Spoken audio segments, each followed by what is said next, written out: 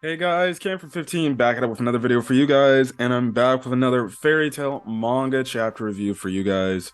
No, I did not forget Fairy Tail. I did not forget Fairy Tail.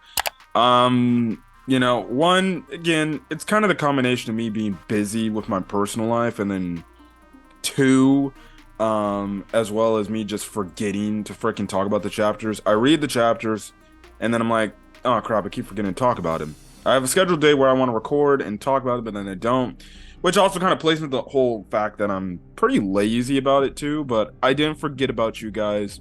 Honestly, maybe this video will work out better because to end off the year, well, Fairy Tail ends off the year in a good spectacular way. We end off whatever we got left going on with Celine here, which makes me sad.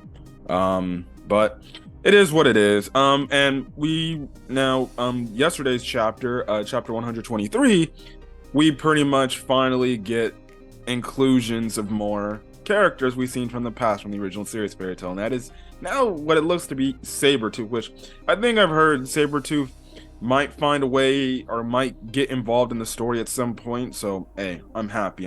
But anyways, this video we're going to talk about chapters 122 and 123. So let's start off 100 with chapter 122 titled Apology. It's the cover page is that of Celine. Now the chapter starts off as the sun's rising. I think Wendy's right there. Pretty much she realizes that Irene is gone and everything. Now, Urza goes up to talk to her. She's like, "You're up pretty much early." And the thing is, she's like, "So did you have trouble sleeping?" And that's when Wendy's like, "It's just she ends up asking Urza about Irene and everything. She's asking, "Hey, do you ever think about Irene, Urza, and everything?" And Urza kind of just responds from the standpoint, well, she goes on to say like, and the thing is, it's a hard question for her to answer because, well, when you think about it, when you look at the time span they fought relatively close. Again, I gotta get my facts down about, I gotta get my facts down, but they only probably fought a few months ago with Alvarez. So yeah, I don't know. If I'm wrong about the time span, then please correct me in the comment section. It's been a while since I watched the original Fairy Tail and seen the ending. Now, Urza, even though she looks a little bit distraught and a little bit like, oh, she goes on to say like, well, she was a sad person. To tell you the truth, not a day goes by when I don't think of her. So she goes on to say like, I think of her sometimes, but sometimes I don't even want to think of her. Now she continues on with the statement saying the master is the only one who I could ever call a parent, and that will never change. Again, with the backstory she's had, or she had in her past after the whole Irene incident, let's be honest, a lot of these fairy tale, more the younger generations of the group of fairy tale members, which is pretty much half the guild, they all consider Makarov a father to them because he all took them in when they were pretty much all in a way, orphans, pretty much, like, with the exception of a few, but, that's kind of the thing. He goes on to say, but ever since the day I met that woman who called herself my mother, I always imagined the future I could have built with her. I know it's wrong to think that.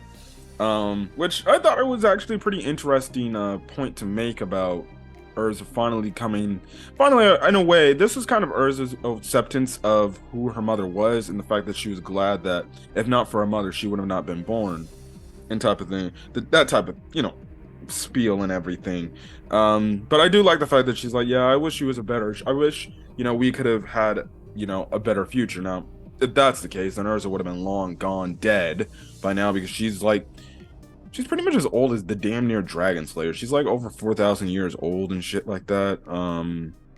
Which is regardless the point. But yeah. Anyways, Wendy goes on to say, I don't even know my own parents, and they're from hundreds of years ago. But if they appear before me, then I'd and Urza's like, but she's a scoundrel. Again, referencing their battle and everything. She makes a mention like she brought harm upon her guild, and we know how we know how Urza gets when it comes to people that try to hurt Fairy Tail. But she goes on to say, and yet the fact she showed in the end was so tender. Or the face she showed in the end was so tender, and that was the whole thing, when she realized she couldn't hurt Urza anymore because she had the whole motherly impact of her deep down. Now she goes on to say, I'm sure she's always watching. Or Wendy goes and say, well, I'm sure she's always watching us and everything, and she's watching you, and pretty much, Urza's like, no, I don't need her to. And it's the whole, again, another typical spill when it comes to like these parents and shit like that. It's always like, oh, well, my parents ain't looking from me above. They're looking at me in my heart, and that's what Urza pretty much points to. So that's pretty nice and everything. She goes and says she may have been an enemy and a miserable person, but she was my mother at the end of the day. I won't forget her for that case. And one dude's pretty much like, even so, Irene, I'm grateful for all you've done for me. So that pretty much concludes the Irene stuff. We got that conclusion in the last chapter with the fact that she pretty much reincarnated. She got isekai'd into the Edalus version to be Urza Nightwalker's daughter. So it's gonna be pretty interesting. I'm not saying that they'll go back to Edalus at some point, but the only way they could go back to Edalus is obviously through Selene. So if Selene says, hey, you need to go to Edalus again real quick, if she ever reappears in the story, well, then they could go back and, hey, Urza would see, oh, yeah, I don't know. I don't know if that would also be a reference to maybe whenever Earthland version of Urza and Jalal finally hook up for once and they have a kid. Will the kid be called Irene if they have a girl? Or maybe another person's name? Anyways, after that scene, I thought that was a nice touching scene to wrap up the Irene storyline, and I guess you can say close Urza and Wendy's, connective book, story point with Irene, because they were both interconnected with Irene back from the battle they had with her in the Alvarez Empire arc, and then obviously Wendy having a lot of interactions with Irene because she was literally living inside her body. So that kind of closes off that chapter for those characters and everything. So it's good to get some closure there. We got back to the Diablos Guild, and Natsu for once is like, you guys stop fighting and shit like that. And it's pretty much oh my god, hold on a quick second, guys. I'm back. Yeah, anyways, yeah, Loxus and Kieran, they're absolutely beefing. They even beef in the next chapter too, in the newest chapter a bit. So I feel like every time Diablos meets up with Fairy Tail and Loxus and Kieran are in the area, they're just gonna be beefing with each other because they can't get over the fact that, well, they were fighting and Loxus beat him and things like that. So yeah, it's absolutely hilarious, Lucy's shocked because Natsu's just like, don't fight, guys. Really, don't fight. And Lucy's like, you don't want to start a fight for once? Oh, I'm so happy for you, Natsu. Isn't that crazy? But then he ends up saying, like, oh, I'm going to join in this fight too and everything. And then obviously Lucy's like, why did I freaking think any different? So, yeah, that's kind of the thing. Now, Carla makes up the point, she's like, shouldn't we be more concerned about that fight? And she's referencing Selene and Elsera pretty much at the table sitting, looking at each other all menacingly, looking like they're about to have a discussion and everything. Now Elsera goes on to say, so the Moon Dragon God won't be killing any more people. And pretty much Selene says, well, as long as they bring no harm to me or they threaten me, that's fine. Now he goes on to reply by saying, you'd kill those who would bring you harm. And obviously Celine's like, well, yeah, because I'm trying to defend and protect myself. Are you stupid? I'm like, yeah, oh, Sarah, are you freaking stupid? Yeah, a freaking human is trying to kill her. Yeah, she's not going to defend herself. Cool. Yeah, that makes absolutely no freaking sense. So, yeah. And pretty much Selene is like, did I say anything wrong? And Misaki just comes up. She's like, no, you had the right to do that, which I find funny in these two chapters. I find it absolutely hilarious. Heck, even I guess in a few chapters ago too, I find it absolutely hilarious. Like in a way, Misaki is kind of like Selene's right-hand woman, or the girl that's just like right by her side no matter what. In a way, like her bodyguard. Like, you know what I mean? That I guess I want to say it's like how those anime characters are, where they're so obsessive with this one character, where they're like, oh, yada, yada, yada, I'll listen to the boss, okay. And then, simple as that. And they just, And I love how Selena always turns her back. She's like, Misaki, what do you think about this? And she's like, oh, I don't know, my lady. Um, I think that's actually a cute, funny dynamic, to be honest. So yeah. Um, but whatever. Anyways, we have it where Elsera's like, all right, okay, tell me where Virnes and Ignia are. And pretty much she's like, I don't know. What the hell do you want me to say about that shit? So yeah, now, and then that's when Elsera, he just screams out. He's like, well, then apologize for all the humans you killed until now. Among them, were my friends and my precious comrades.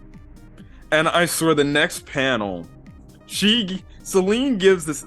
Man, I'm gonna miss her character. I hope she returns in the series.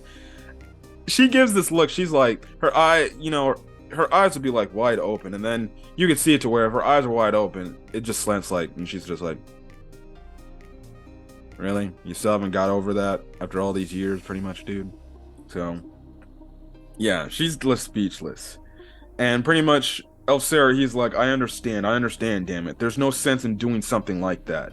Yes, Celine did what she had to do to survive, just as we kill animals to survive. I understand that. But I cannot forget the faces of my friends the dragons killed. I know we were in the wrong, but I cannot simply forget.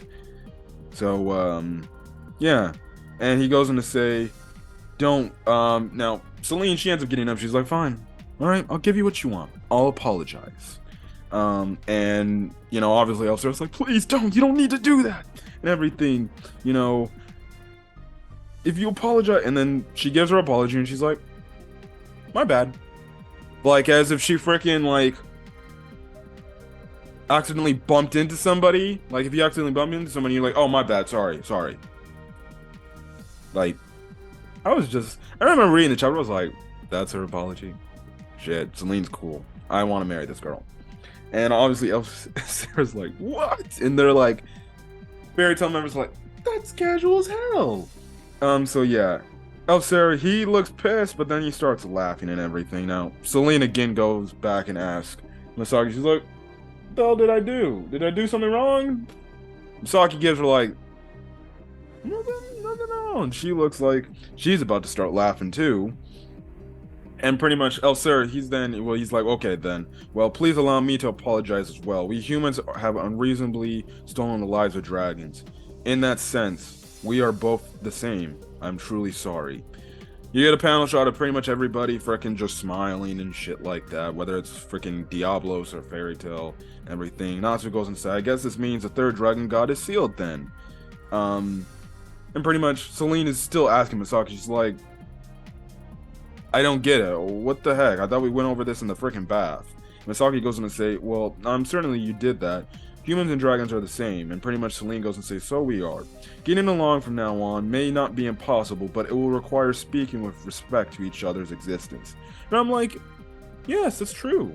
If racism was like that in this real world, if, there wasn't no race, the way to stop racism is this. We treat everybody as equal, and we treat everybody with respect. Why can't we have that in the real world? Sadly.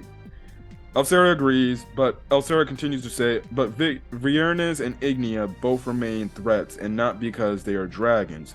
It's because their power is enough to destroy humankind. And Celine goes and says, so Elsera, about the human's world's strongest weapon that can pierce even the dragon gods. Where is Athena? So that's where we get the drop of the world's strongest weapon. Supposedly a weapon that's even stronger than Face. If you remember Face from Tartaros, it was a whole thing that would have eliminated magic from the entire continent. So this new strongest weapon, is called Athena, which has a pretty cool name. So yeah, it's interesting to see. Now, Elsera goes on to say, it's a weapon created by my late apprentice, which is another bombshell. He goes and say, I don't know where that is. Celine's like, well, okay, I see. Anyways, Gajo gets into this discussion. He's like, so that means this Athena thing can beat a dragon god. And pretty much, Elsera asks Celine, where did you get that information?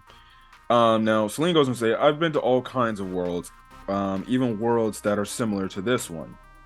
And pretty much Elsera's like, wait, there's an Athena in another world. And she's like, no, Athena was lost in every one of them. So we find out in every one of the other, I guess, mini multiversal worlds in the fairy tale universe, the weapon Athena is just gone. It's destroyed. It's lost. Yada yada. But this world, obviously, coincidentally, because it's the story, it takes place in the story. The Earthlands version, Athena's still there, and everything. And pretty much, Elsira's like, well, that's another negative of the remnant of humankind. Pretty much the chapter ends off with Natsu saying, who cares about that stuff? We just gotta give this dragon a beatdown. And Selene is like, no. The gold dragon god Virnes cannot be beaten down. Virnes is a concept. A dragon who exists yet also does not exist. And in that last panel of the chapter ending, we get, I guess, a silhouette of what Virnes is. Now, Selene, before I get into the next chapter, my bad, good God. Holy crap. Sorry guys. As I was saying, we get a silhouette of what Virnes looks like. Like, Virnes obviously looks more, Virnes's head is kind of shaped like, it looks like Virnes' head is shaped like in that of a hawk. The wings kind of look like a bird wings too, and it's got a freaking halo. I'm guessing that's a halo around Virnes' head. Now, she says Virnes is a concept, a dragon who exists yet also does not. Is she trying to say Virnes is like? I'm just throwing it out there. You know, I haven't watched anybody else's review on this chapter. I'm just throwing it out there. You know, this is my theory. Is Virnes like, I guess, half dead, half alive? You know, she's saying like, well, he's a dragon that exists but doesn't exist. You know, because you wouldn't exist if you're dead. But at the same time, if if Virnes can manifest into the real world and its body's there, even though it's dead, well then it is also it exists. So that's kind of my thing. Maybe it's like dead. Maybe Virnes is already dead, and somehow Virnes is able to come back to the living world as a dead body, which would, I guess, it's weird. I don't know how to explain it. I remember when I first read the chapter a few weeks ago, I was like, I don't understand what that means, but it's weird. That's my theory, and I think the reason why is just the Halo's a dead giveaway. You know, I'm comparing this to Dragon Ball because every time a Dragon Ball character would die and they would come back from the dead, but they're not like fully revived, well, they would have a halo over their head. And heck, in the recent manga chapter, Goto made a mention, well, when our dads were always brought back, technically they were ghosts because they were dead. They would have the halo over their head. So in a way, you know, Virnes is kind of like a ghost if that's my theory case, and if it has a halo over it. So maybe Mashima's taking some inspirations from Dragon Ball. I don't know. It's gonna be interesting to see. Now, the one thing going into the next chapter, chapter 123, the one thing that's kind of let's just say it doesn't really make sense is you leave us off on that cliffhanger, and then it's like, okay, you start the chapter off, Fairy Tail and Diablos are splitting up, they're going their own separate paths, they're saying goodbyes. We don't get a follow-up to that. Selene is just like, well, you need to go find out some more information and shit like that. I don't know much of anything, but you know, that's kind of thing. Anyways, this is Fairy Tail 100 Year Quest chapter 123, titled We're Back. Cover page is just of Natsu, to be honest, and everything. So anyways, we have it to where Fairy Tail and Diablo skill, they're like, well, it seems like this is it. It's come to an end, you know, our thing. I'm like, oh shoot. Now Selene and the other Diablos members, they'll go look for Athena, and pretty much Natsu and Fairy Tail will go look for Ignia and Virnes. So it makes sense. I keep saying that I hope this is not the last of Selene. I think we're gonna see Selene later on, probably as maybe the story is gonna be wrapping up, because she's gonna be looking for this ancient weapon Athena and everything. So yeah. Anyway, she makes the mention, well, I guess we'll see you soon and everything. So yeah, now Grego makes the mention, now listen guys, don't bother your human guildmates too much, new master. And pretty much, you know, Celine's like, wait, am I a bother to you? And Misaki's like, again, turning Misaki. She's like, oh, no, you're not. You're fine. And everything. Now, you have it to where they're like, then one of them, the one that crushes on Wendy. Sorry for keep forgetting their names, but the one that crushes on Wendy, she's like, well, she doesn't get on my nerves and everything. She doesn't bother me, but she squashed our former guild master. So yeah, and pretty much you have Scullion saying like, we don't talk about that. Shut up. So yeah. Anyways, Celine goes and say, it's true that I felt there was no other way to get the guild to apologize, but that's the thing. And pretty much the main Diablo's guild masters, they pretty much shit talk the previous dude, and they're like, well, to be honest, it's not too bad that he's dead. Actually, our lives are actually a little bit better and everything. Curious says that and stuff like that.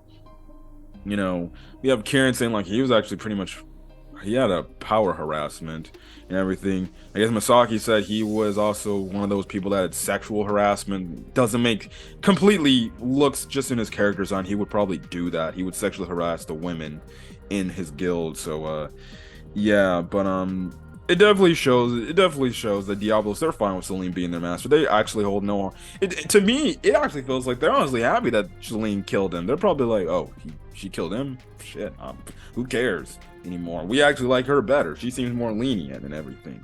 So yeah. Now Celine goes and tell the fairy tale. She's like, listen, you guys can come back and visit us anytime. So hey, so it's another guild where Fairy Tail at first had a beef with them, and they ended up becoming friends. I predicted this would happen. It's the same thing that it's been happening in previous arcs. It was the same thing that happened with, which we'll see at the end of the chapter, Sabertooth.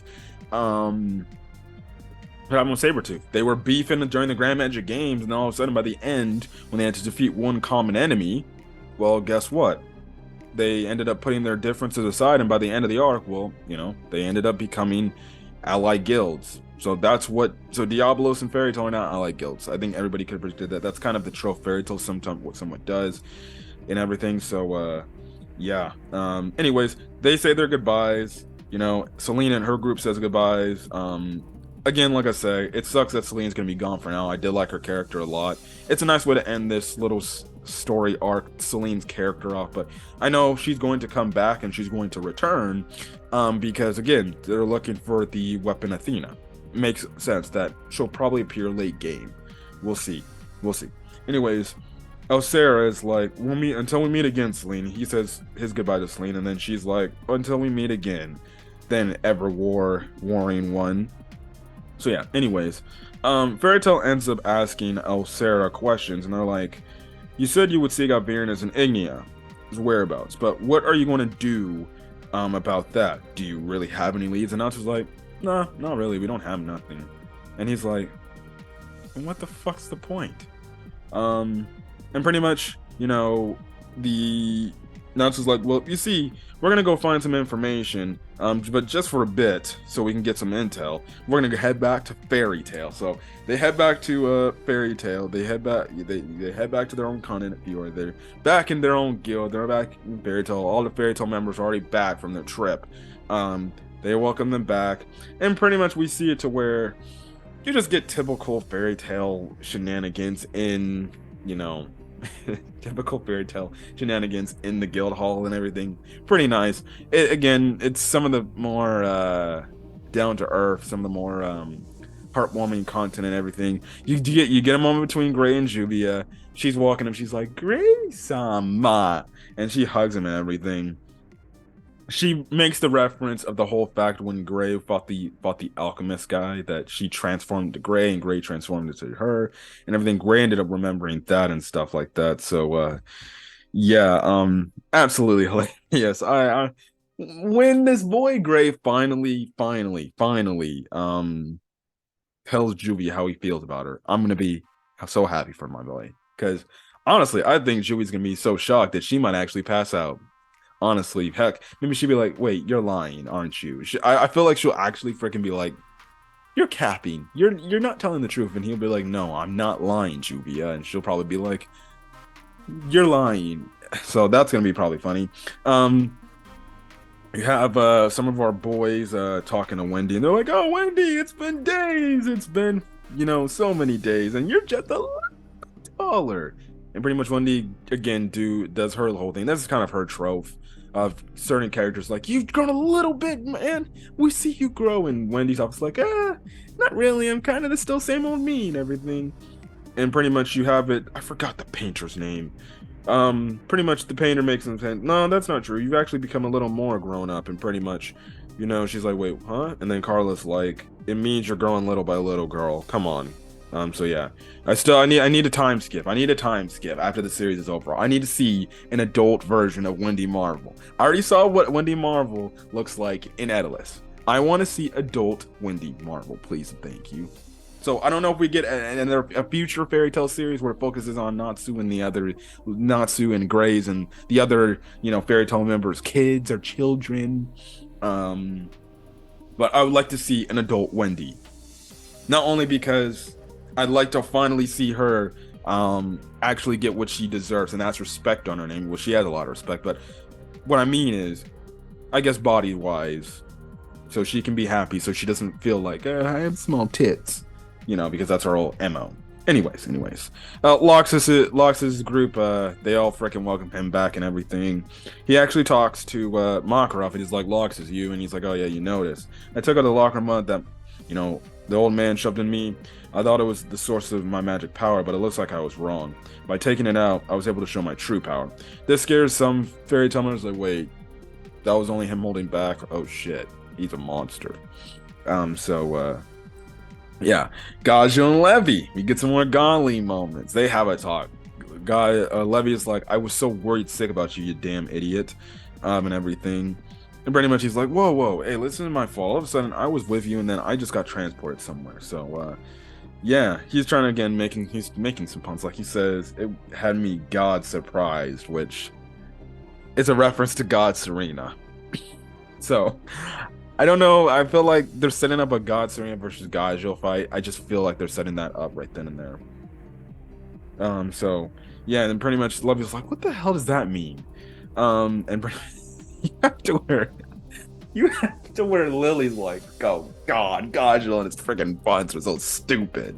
And everything. She goes on to make the mention, you can't have me worried sick about you, because guess what? You're going to be a father at the end of the day. And obviously he replied by saying, "Well, to your knowledge, you're going to be a mom as well." And they yuck it up. I'm like, yes, Gajo, godly moments. Gajo, Levy, my favorite ship of fairy tale.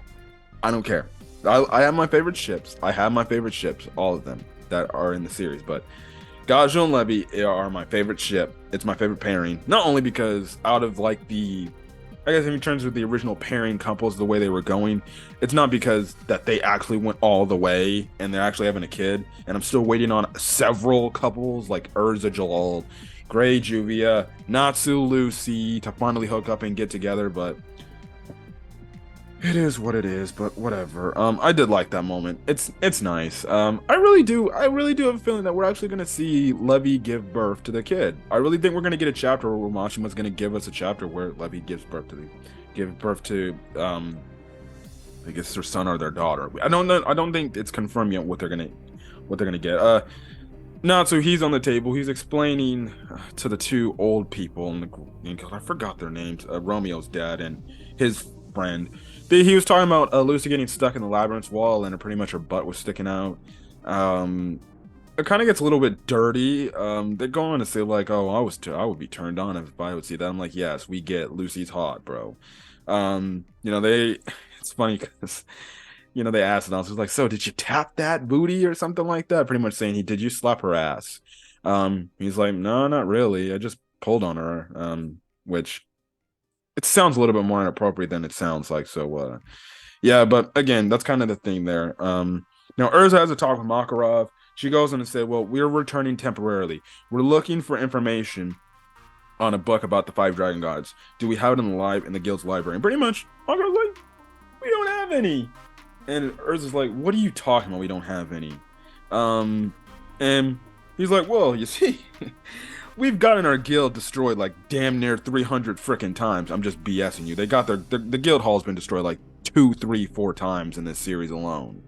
And she's like, well, because of that, most of her books are freaking gone and stuff like that. So yeah, but that's when Monkrow's like, oh yeah, but being the case, we see how Lucy's walking home and everything. She talks about how she hasn't been in her own apartment house for days and everything. Yeah, you get your typical, guy on the boat. It's like, oh, Lucy, welcome back. Hey, you probably should not be walking there. I don't want you to fall over. I'm like, my guy still to this day is looking out for Lucy. I feel like this ongoing gag is eventually going to happen. She's actually going to fall into the freaking river at some point. And then the dude's going to be like, see, I told you. I've been telling you for all these years. So yeah, anyways, Lucy makes the mention of the fact, like, the last time she was in the room, in her own room, was when Natsu showed up and said, hey, we're gonna be together forever and everything, no matter what. Let's go do this 100 quest. So pretty much she hasn't been in her room since the end of the original series, which, like I said, if you watch my Fairy Tail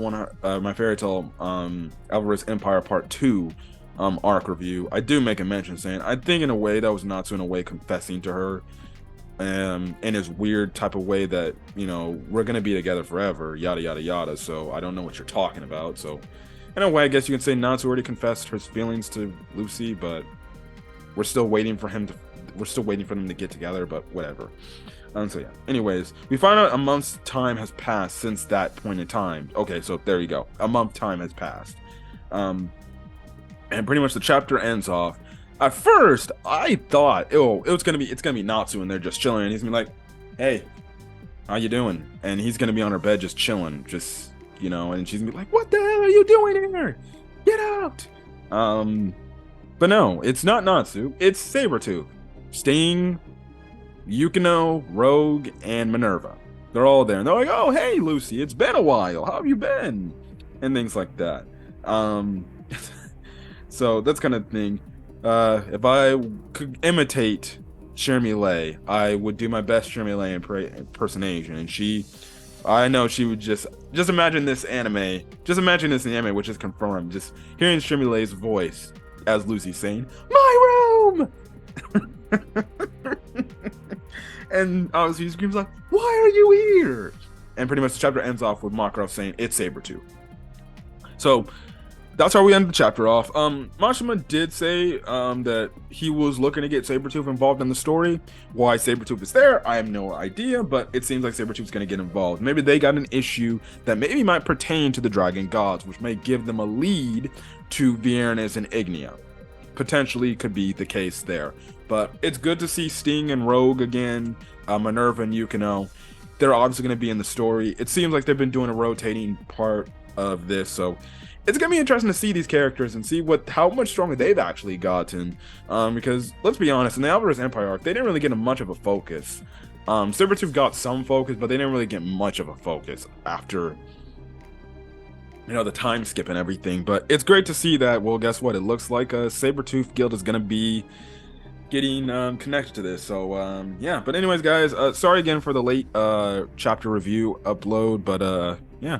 Anyways, if you guys like the video, leave a like, put in the comment section your thoughts on the last 2 weeks and even this week's manga chapter for Fairy Tail, as well as hit the subscribe button if you want to get more Fairy Tail content, as well as any other anime content I upload to the channel and stuff like that. So till then, guys, stay safe out there and have a great rest of your day. Peace.